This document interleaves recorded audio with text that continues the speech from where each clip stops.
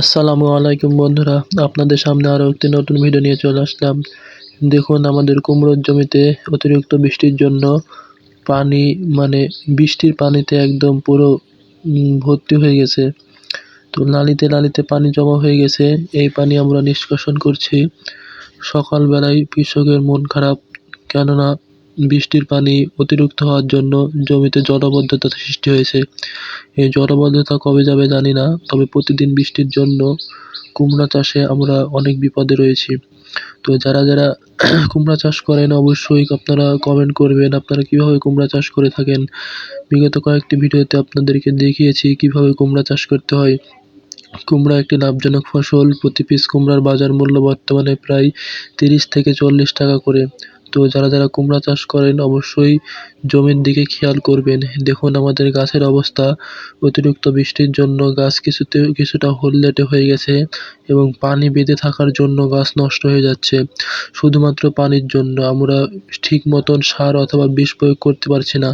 দেখুন কুমড়োর জালি কিভাবে আটকে রয়েছে। করলা এবং কুমড়ো আমরা একসাথে চাষ করেছি।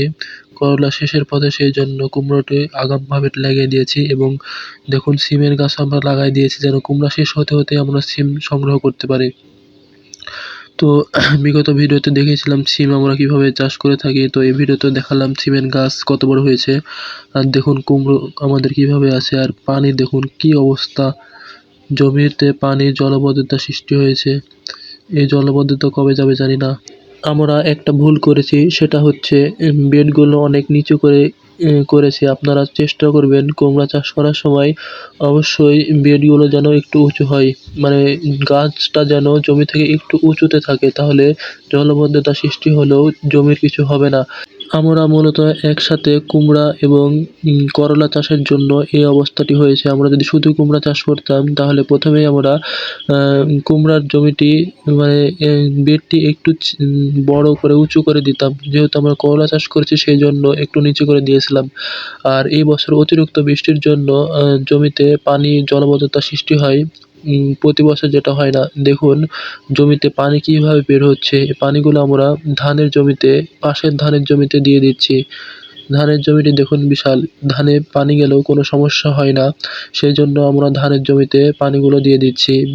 কিন্তু অতিরিক্ত যদি বৃষ্টির জলাবদ্ধতা সৃষ্টি হয়ে থাকে জমিতে, তাহলে ধরেন যে কুমড়াগুলো নষ্ট হয়ে যাবে। কুমড়ার জালি থাকবে না এবং গাছ হলদে হয়ে যাবে।